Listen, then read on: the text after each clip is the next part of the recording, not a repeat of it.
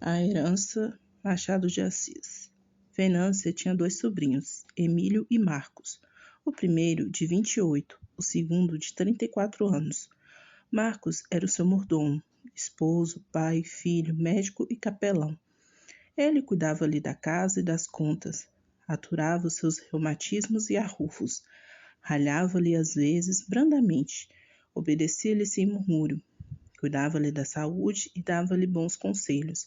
Era um rapaz tranquilo, medido, geralmente silencioso, pacato, avesso a mulheres, indiferente a teatros, a saraus, não se irritava nunca, não teimava, parecia não ter opiniões nem simpatias. O único sentimento manifesto era a dedicação à dona Venância. Emílio era, em muitos pontos, o contraste de Marcos, seu irmão. Primeiramente, era um dandy, turbulento, frívolo, sedento de diversões, vivendo na rua e na casa dos outros. Dantes Lemonte. Tinha cóleras que duravam o tempo das opiniões, minutos apenas. Era alegre, falador, expansivo, como um namorado de primeira mão.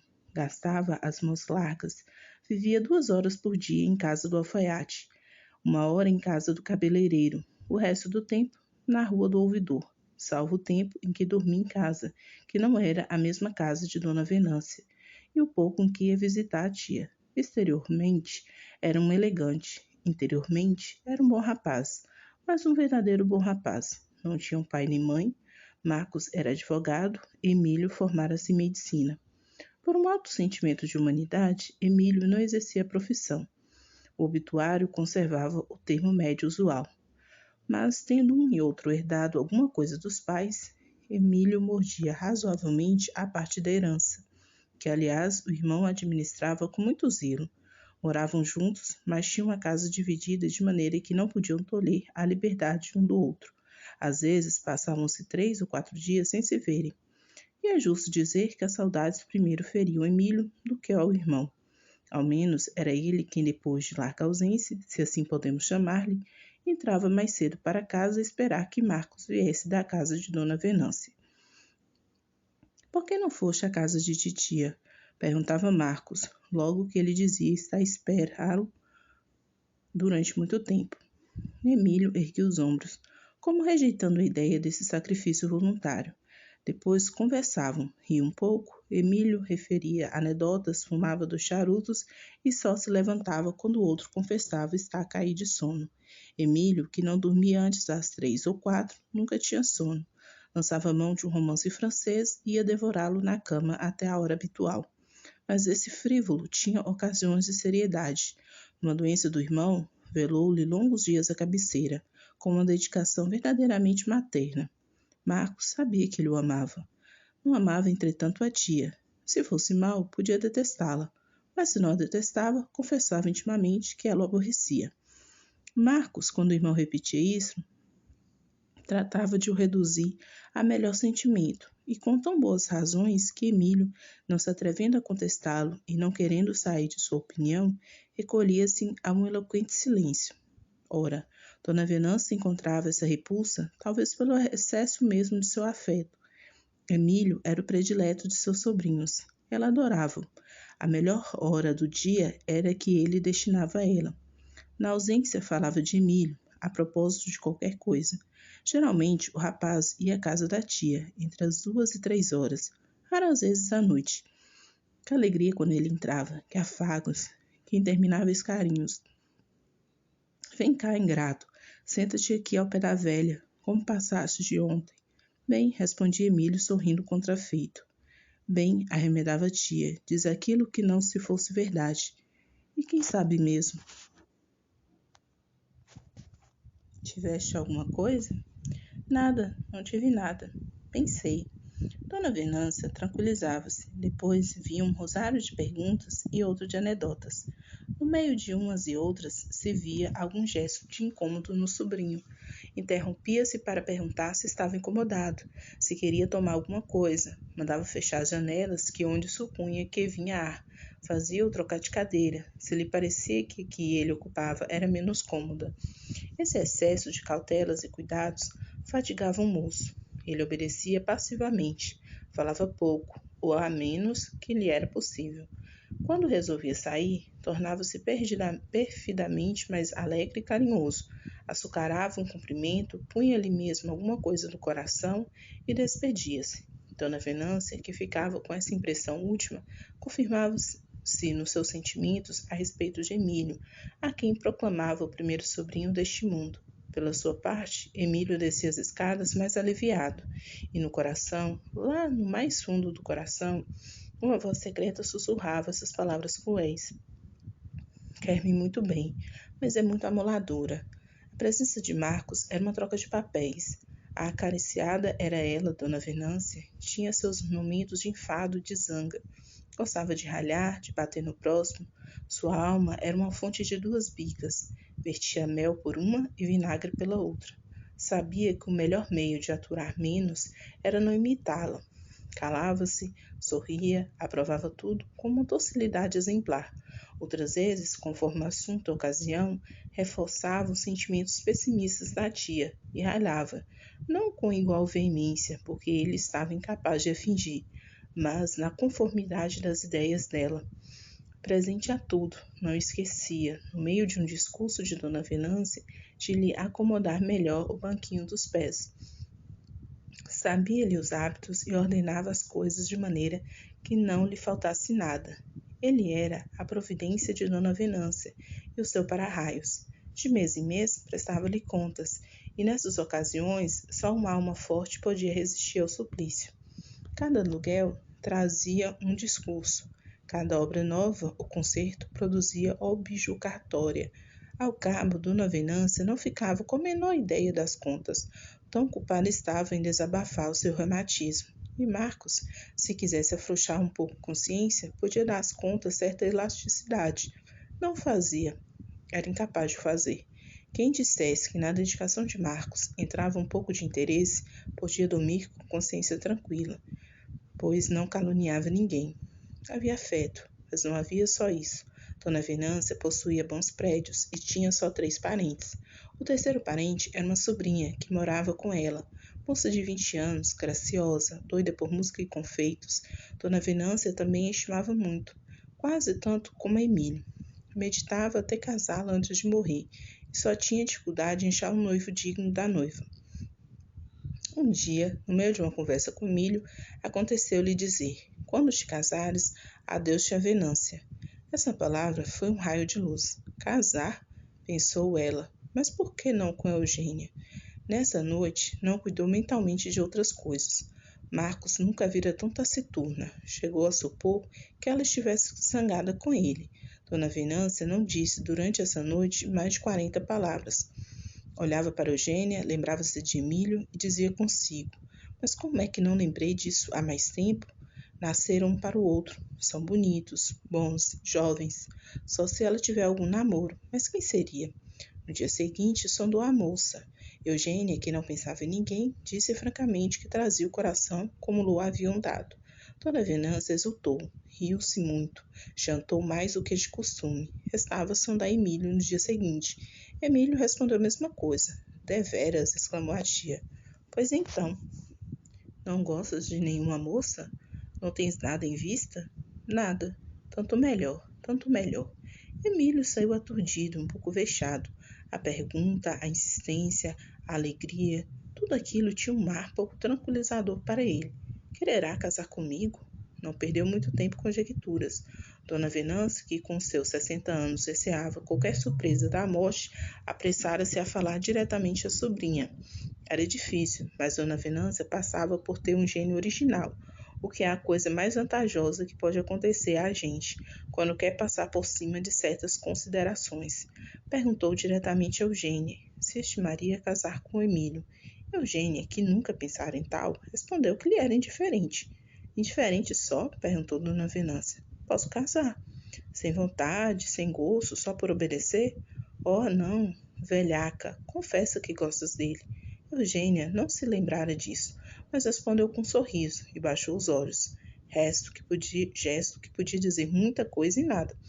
Dona Venância interpretou como uma afirmativa, talvez porque ela preferia a afirmativa. Quanto a Eugênia, ficou abalada com a proposta da tia, Mas não lhe durou muito o abalo. Foi tocar música. De tarde, pensou outra vez na conversa que tivera. Começou a lembrar-se de Emílio e foi ver o retrato dele, que havia no álbum. Realmente, entrou a aparecer-lhe que gostava do moço. A tia que o dizia é porque o percebera, que admira um rapaz bonito, elegante, distinto. Era isso, devia amá-lo, devia casar com ele. Emílio foi menos fácil de contentar-se. Quando a tia deu-lhe a entender que havia uma pessoa que o amava, teve um sobressalto. Quando lhe disse que era uma moça, teve outro. Céus, um romance. A imaginação de Emílio construiu logo 20 capítulos, cada qual mais cheio de luas e miosótis. Enfim, soube que se tratava de Eugênia. A noiva não era de desprezar, mas tinha um defeito de ser um santo de casa. E escusas de fazer essa cara, disse Dona Venância. Eu já percebi que gostas dela. Eu? Não, hei de ser eu. Mas titia, deixa de partes, já percebi. Não me zango, pelo contrário, aprovo e até desejo. Emílio quis recusar de uma só vez, mas era difícil. Tomou a resolução de contemporaneizar. Dona Venância, a muito custo, concedeu-lhe 8 dias. 8 dias, exclamou o sobrinho. Em menos tempo fez Deus o mundo, retargou Dona Venância sentenciosamente. Emílio sentiu que a coisa era um pouco dura de roer. Assim, feitas às pressas, comunicou suas impressões ao irmão. Marcos aprovou a tia. Também tu? Também. A Eugênia é bonita, gosta de ti. Titia faz gosto. Que mais queres? Mas é que nunca pensei em semelhante coisa. Pois pensa agora. Em 8 dias pensarás nela e talvez acabes por gostar. Acabas, com certeza. Que maçada. Não acho. É porque não é contigo. Se fosses, era a mesma coisa. Casava? No fim de 8 dias. Admiro-te. Custa-me crer que um homem se case assim como faz uma viagem a Vassouras. O casamento é uma viagem a Vassouras. Não custa mais nem menos. Marcos disse ainda outras coisas mais, no sentido de animar o irmão. Ele aprovava o casamento, não só porque Eugênia merecia, como porque era muito melhor que tudo ficasse em casa. Não interrompeu Emílio as suas visitas cotidianas, mas os dias passavam-se e ele não se sentia mais disposto ao casamento. No 7º dia, despediu-se da tia e da prima com uma cara lúgubre. Qual, dizia Eugênia, ele não casa comigo. No 8º dia, Dona Venância recebeu uma carta de Emílio, pedindo-lhe muitos perdões, fazendo-lhe carícias sem fim, mas acabando por uma negativa franca. Dona Venância ficou desconsolada. Tinha feito nascer esperanças no coração da sobrinha e não as podia realizar de maneira nenhuma. Chegou a ter um movimento de cólera contra o rapaz, mas arrependeu-se dele até morrer. Um sobrinho tão amável, que recusava com tão bons modos, era pena que não aceitasse. Mas se ele não amava, podia ela obrigá-lo ao casamento? Suas reflexões foram essas. Tanto a sobrinha, que aliás não chorou, posto ficasse um pouco triste, como o sobrinho Marcos, e só tarde soubera da recusa do irmão. Aquilo é uma cabeça de vento, disse ele. Dona Venância defendeu, confessou que se costumara a ideia de deixar a Eugênia casada e bem casada. Enfim, não se pode forçar os corações. Isso mesmo, repetiu ela quando Emílio a foi ver daí a dias. Um tanto envergonhado da recusa. Emílio, que esperava achá-la no mais agudo dos seus reumatismos, achou-a risonha como de costume. Mas a recusa de Emílio não foi aceita tão filosoficamente pelo irmão. Marcos não achara a recusa nem bonita nem prudente. Era um erro e uma tolice. Eugênia era uma noiva digna até de um sacrifício. Sim, tinha qualidades notáveis. Marcos atentou nelas. Viu que, efetivamente, a moça não valia o modo por que o irmão a tratara. A resignação com que aceitava a recusa era, na verdade, digna de respeito. Marcos simpatizou com esse proceder. Não menos lhe doeu a dor da tia, que não alcançava realizar o desejo de deixar Eugênia entregue a um bom marido. Que bom marido não podia ser ele? Marcos seguiu essa ideia com alma, com afinco, com desejo de acertar. Sua solicitude dividiu-se entre Eugênia e Dona Venância. O que era de servir a Dona Venância, um dia intestou com o assunto. Titia, disse ele, oferecendo-lhe torradinhas, eu desejava pedir-lhe um conselho. Tu? Pois tu pedes conselhos, Marcos? Às vezes, retargou ele sorrindo. Que é? Se a prima Eugênia me aceitasse por marido, a senhora aprovava o casamento? Dona Venância olhou para Eugênia espantada. Eugênia, não menos espantada do que ela, olhou para o primo. Este olhava para ambas. Aprovava? Repetiu ele. Que dizes? Disse a tia voltando-se para a moça. Farei o que titia quiser, respondeu Eugênia olhando para o chão. O que eu quiser, não, tornou Dona Venância, mas confesso que aprovo, se for do teu gosto. É? Perguntou Marcos. Não sei, murmurou a moça. A tia cortou a dificuldade, dizendo que ela podia responder daí a 4, 6 ou 8 dias. 15 ou 30, acudiu Marcos. Ou ou mais meses. Meu desejo é que fosse logo, mas não desejo surpreender seu coração. Prefiro que escolha com tranquilidade. É assim que nossa boa tia deseja também.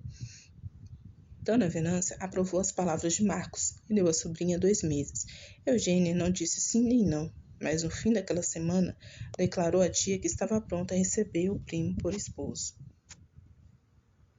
Já, exclamou a tia, referindo-se à curteza do prazo da resposta. Já, respondeu Eugênia, referindo-se à data do casamento. E Dona Venância, que o percebeu pelo tom, riu-se muito e deu a notícia ao sobrinho. O casamento efetuou-se daí a 1 mês. As testemunhas foram Dona Venância, Emílio e o amigo da casa. O irmão do noivo parecia satisfeito com o resultado. Ao menos, dizia ele consigo, ficaram todos satisfeitos. Marcos ficou morando em casa, de modo que nem retirava a companhia de Eugênia, nem a sua Dona Venância tinha assim uma vantagem mais. Agora o que é preciso é casar o Emílio, dizia ela. Por quê? Perguntava Emílio. Porque é preciso, meteu-se-me isso na cabeça. Emílio não ficou mais amigo da casa depois do casamento. Continuava a lá ir o menos que podia. Com os anos, Dona Venância ia ficando de uma ternura mais difícil de suportar, pensava ele. Para compensar a ausência de Emílio, tinha ela o zelo e a companhia de Eugênia e Marcos. Este era ainda o seu mestre e guia. Um dia adoeceu de veras a senhora Dona Venância. Esteve 1 mês de cama, durante o qual os 2 sobrinhos casados não lhe saíram da cabeça. Emílio ia vê-la, mas só fez quarto a última noite, quando ela ficara delirante. Antes disso, ia vê-la e saía de lá muito contra a vontade dela. Onde está o Emílio? Perguntava de quando em quando. Já vem, diziam-lhe os outros. O remédio que Emílio lhe dava era bebido sem hesitação. Sorria até. Pobre Emílio, vais perder tua tia. Não diga isso. Ainda vamos dançar uma valsa. No outro mundo pode ser. A moléstia agravou-se. Os médicos desenganaram a família, mas antes do delírio, sua última palavra foi ainda uma lembrança a Emílio. A quem a ouviu foi Marcos, que cabeceava de sono. Se quase não dormia. Emílio não estava presente quando ela expirou. Morreu, enfim, sem nada dizer de suas disposições testamentárias. Não era preciso. Todos sabiam que ela tinha um testamento em poder de um velho amigo de seu marido. Dona Venância nomeou Emílio seu herdeiro universal. Aos outros sobrinhos deixou um razoável legado. Marcos contava com uma divisão em partes iguais pelos 3. Enganara-se e filosofou muito sobre o caso. Que havia feito o irmão para merecer tamanha distinção?